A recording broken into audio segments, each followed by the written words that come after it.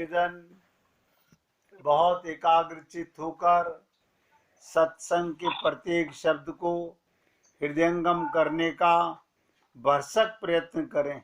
आज जो टॉपिक पिछले 22 दिनों से चल रहा था, आज उसको समापन करेंगे, अमृत सुधा रस। क्योंकि कल से आपके साथ पंचरत्न पर चर्चा करेंगे और वो पंचरत्न का भी ग्रंथ बहुत ही गूढ़ ज्ञान भक्ति प्रदान करने वाला है और वही व्यक्ति उस ग्रंथ को हृदयंगम कर पाएगा जिसने अपने मन को अपने बस में कर लिया। जिसका मन अपने बस में नहीं होगा, जो मन को एकाग्र करके नहीं सुन पाएगा, वो रसपान नहीं कर सकता।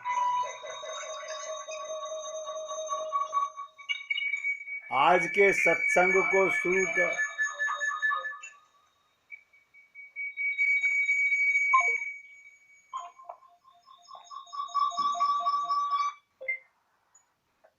आज के सत्संग को शुरू करने से पहले आपको मन के ऊपर एक छोटी सी कथा सुना देता हूं।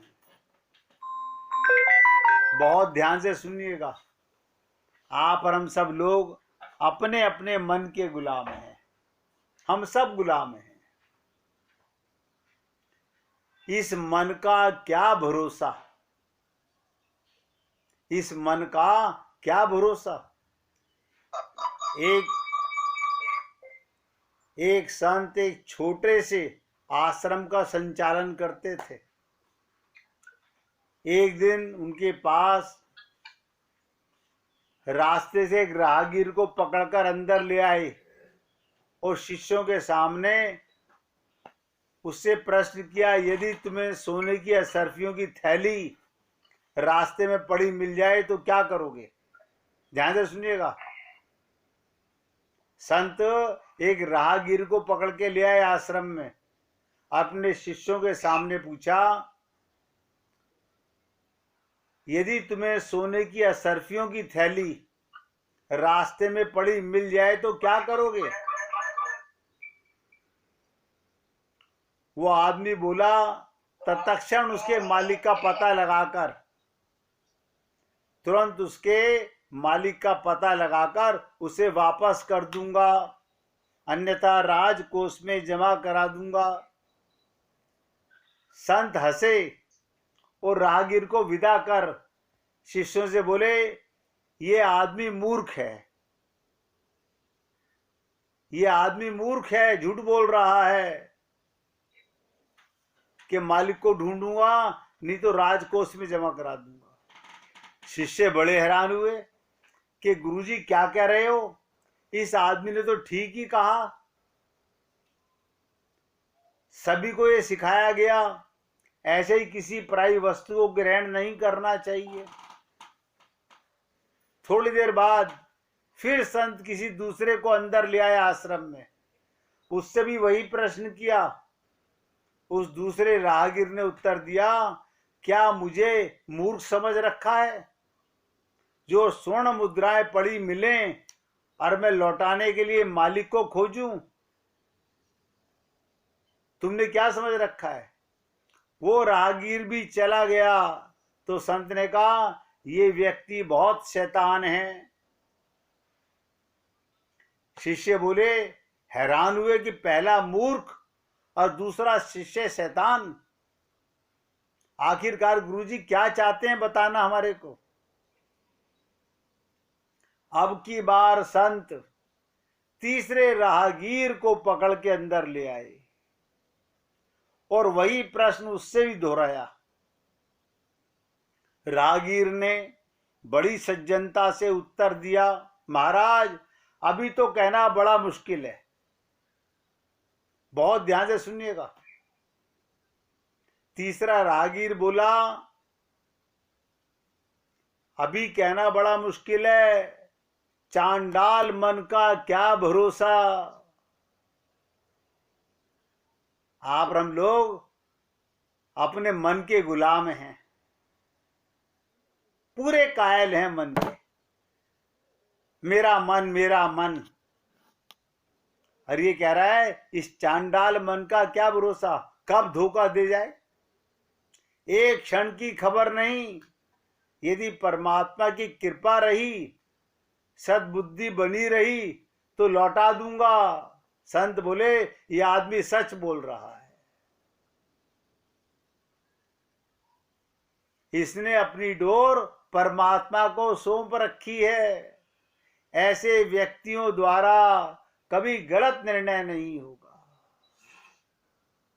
आप और हम लोग अभी तलक भी देखिएगा, आज के अमृत सुधा रस का आखिरी चर्चा कर रहा हूं। हम लोगों ने अभी तलक भी अपना मन अपने पास रखा हुआ है। झूठ बोलते हैं कि हमने गुरु और भगवान को समर्पित कर दिया है। सब झूठ बोलते हैं। ज्येष्ठ पांडव पुत्र सूर्य पुत्र कर्ण कर्म धर्म का ज्ञाता, क्या कारण था कि अपने छोटे भाई अर्जुन से हार गया? सोचिएगा। सूर्य पुत्र कर्ण कर्म धर्म का ज्ञाता, क्या कारण था अपने छोटे भाई से हार गया? जबकि कर्म और धर्म दोनों में वो अर्जुन से श्रेष्ठ था। कारण अर्जुन ने अपनी घर से निकलने से पहले ही अपने जीवन रथ की डोरी भगवान श्री कृष्ण के हाथ में सौंप दी थी।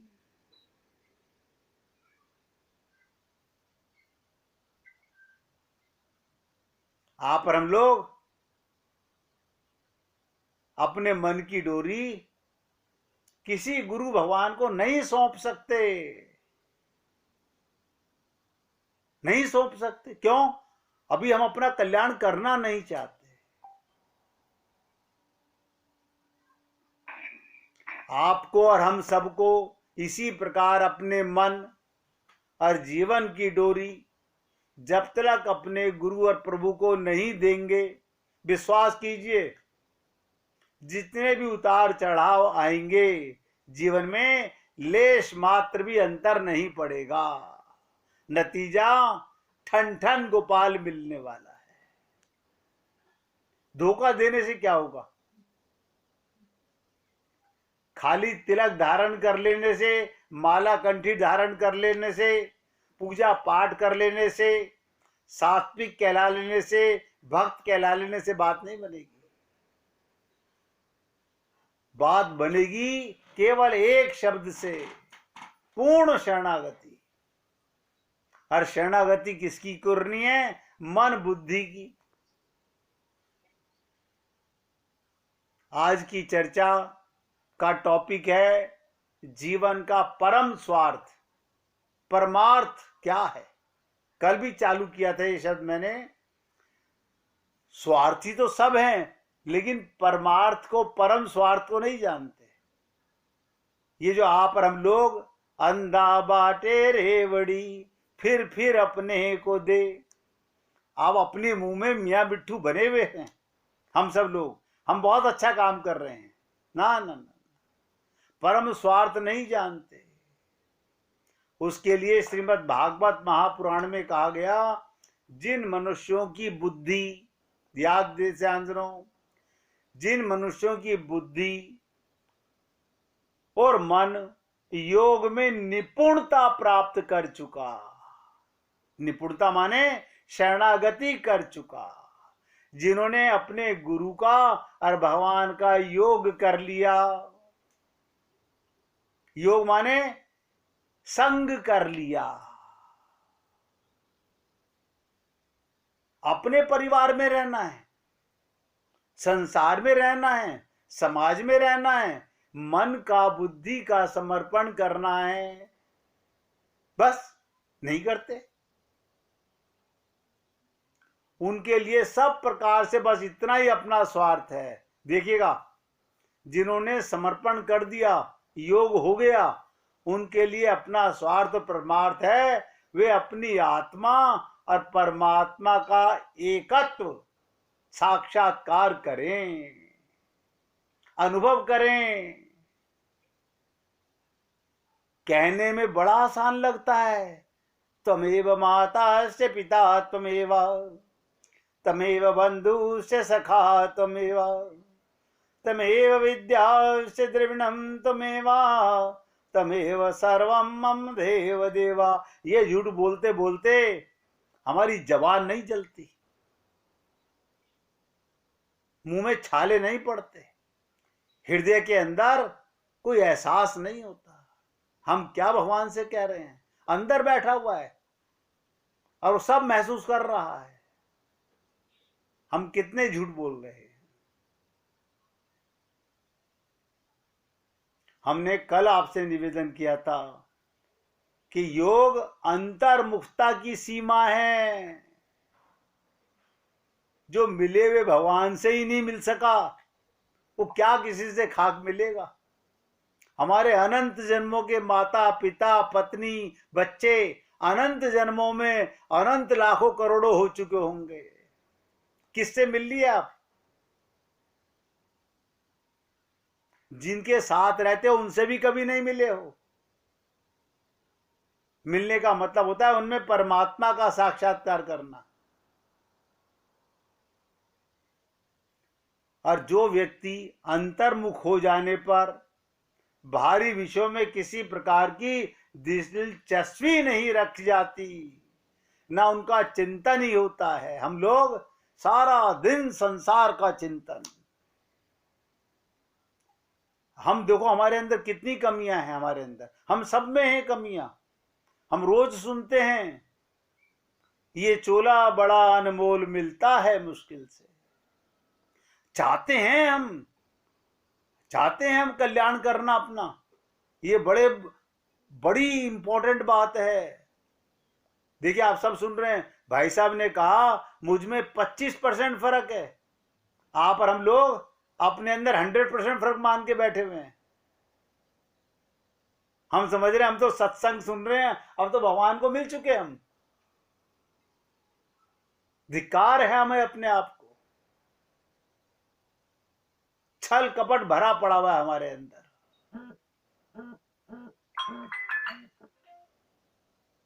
इसलिए आपसे कह रहा हूं, जब तलक बाहरी संसार में आनंद ढूंढ रहे हो, विषय आसक्तियां हैं, सेवा सबकी करनी है, लेकिन मन तो गया अपने गुरु भगवान के साथ।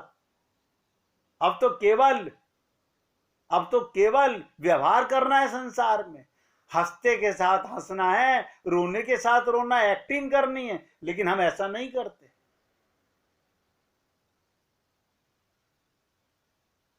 जो व्यक्ति अंतःकरण के प्रदेश में जा चुका, उसे आत्मा कहें या परमात्मा कहें, वो पा चुका, एकाकार हो चुका। ये उसके लिए पॉसिबल है जो अंतःकरण, जिसका पात्र सर्वदा अंतर्मुख और शुद्ध हो जाता है। हम तो सब अपने आप को देखते हैं, अभी भी इतना सब सुनने के बाद भी हम अपने आप को, अपने मन को शुद्ध नहीं कर सके। क्या पूजा पाठ करेंगे? कल से नवरात्रि शुरू हो रही है। जानते हैं नवरात्रि का अर्थ क्या होता है? नहीं, हम देवी जी बैठाएंगे। अच्छा, देवी जी बैठाई जाती हैं, फिर उठाई जाएंगी, फिर गणेश जी बैठाए जाएंगे। यही ड्रामा करते करते अनंत जन्म गुजर गए।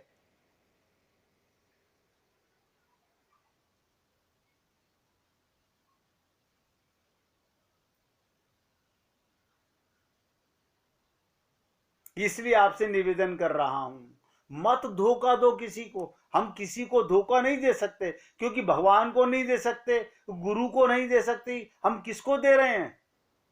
अपने आप को। इससे किसका नुकसान हो रहा है? हमारे भगवान का नुकसान हो रहा है? नहीं, भगवान ने तो बड़ी कृपा की। मैं अनेक बार आप लोगों से निवेदन करता हूं, ये सत्संग बड़े भाग्य से मिलता है, बड़े भाग्य, मानुष तन पावा। लेकिन मिलने के बाद हम इसकी कीमत को नहीं समझ पा रहे। सारे वेदों का सार कि जिसने अपना मन गुरु और भगवान को समर्पण नहीं किया, उसका इस जीवन में कल्याण नहीं हो सकता।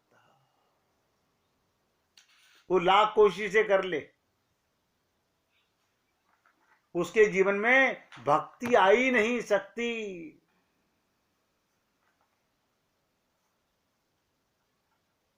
अब देखिएगा भक्ति क्या क्या मतलब, क्योंकि आज मुझे इसको समापन करना, इसलिए तब भक्ति का मतलब क्या, प्रेम का मतलब क्या, सारी विभक्तियों का मिट जाना है। क्या मतलब, अब मन कहीं लगता नहीं, अब मन कहीं लगता नहीं। मीरा का यही हाल था, मीरा का यही हाल था। क्या हाल था, ऐसी लागी लगन मीरा हो गई मगन, वो तो गली गली हरि गुण गाने लगी। उसने ये नहीं देखा मैं पुरुषों के संग हूं या स्त्रियों के संग हूं।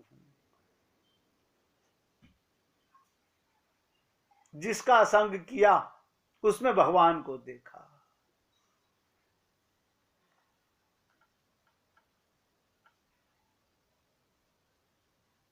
कहते हैं भक्ति के अंदर प्रेमी और प्रियतम के मिलन में, ध्यान दो कितनी गहरी बात बता रहा हूं, प्रेमी और प्रियतम के मिलन में छाती के ऊपर पड़ी हुई माला भी रुकावट है। आप सोचिएगा,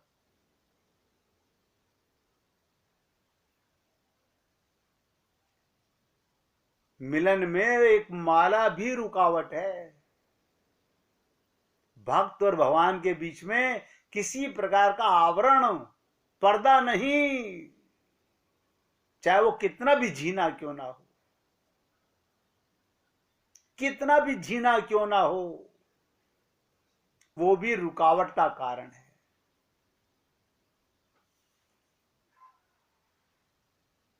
आखिर वो कौन सा रहस्य है, ध्यान से सुनिएगा, बहुत इंपॉर्टेंट बात बता रहा हूं। वो कौन सा ऐसा रहस्य है जिससे प्रियतम प्रभु अपने प्रेमी से छिपा कर रख सकते हैं?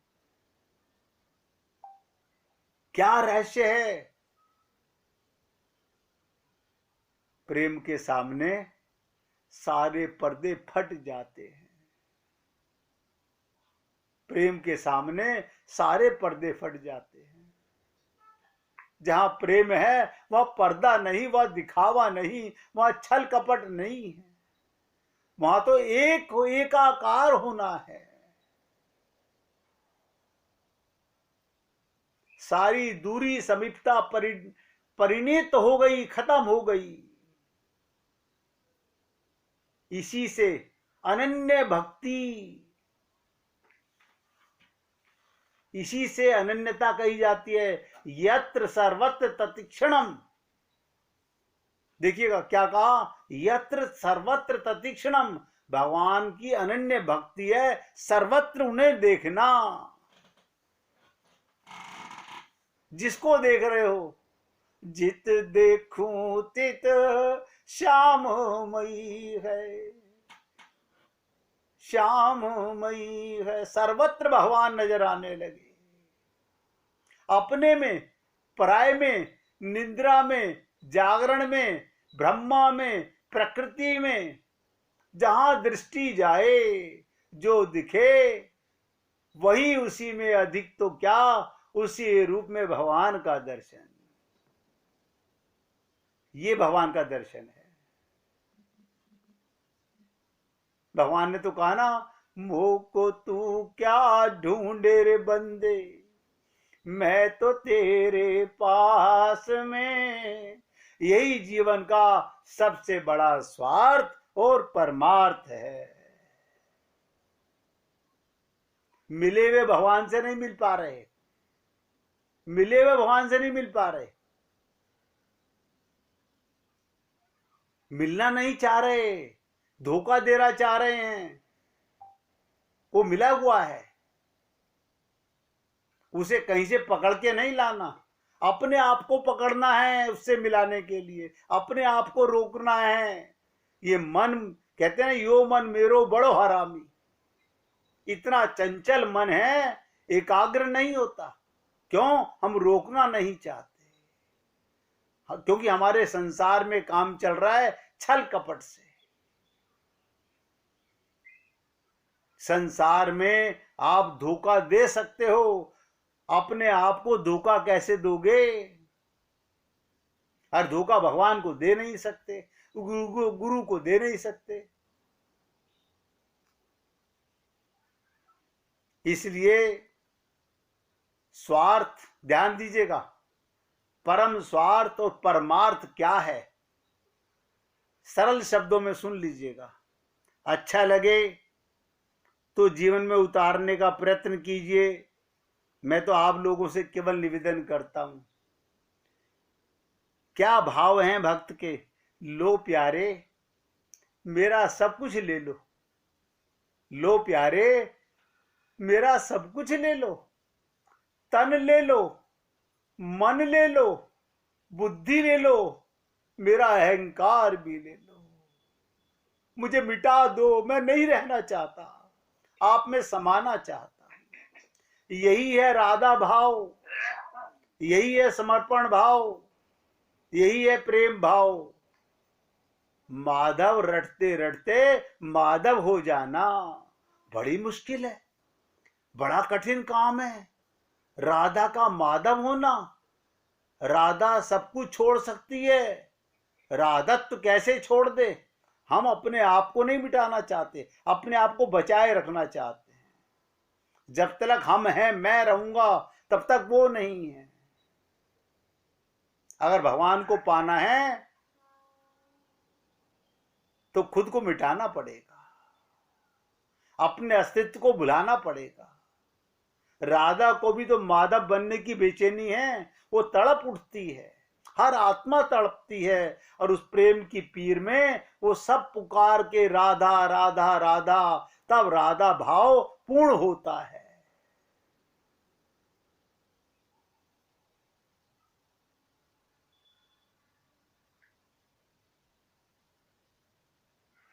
तब राधा भाव पूर्ण होता है।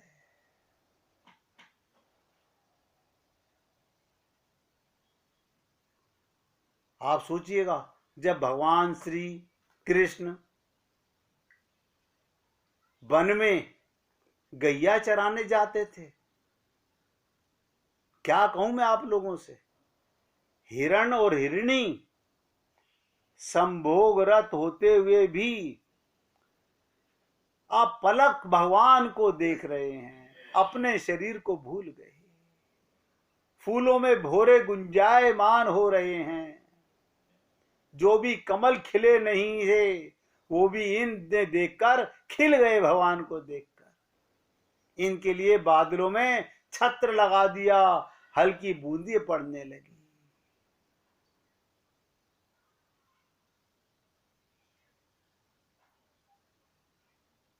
इसलिए भगवान अपने अधरों पर बांसुरी कब रखते हैं?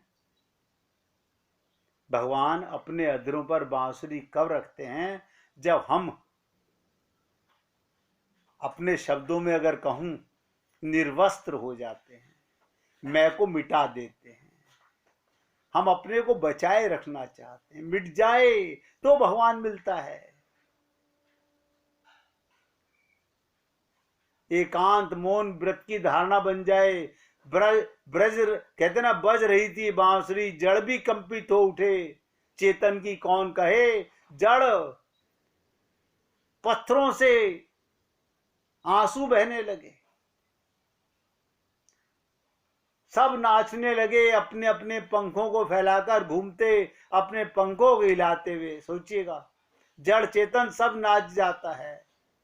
मुरली मनोहर ने बांसुरी भी तो आज पहली बार ही बजाई थी।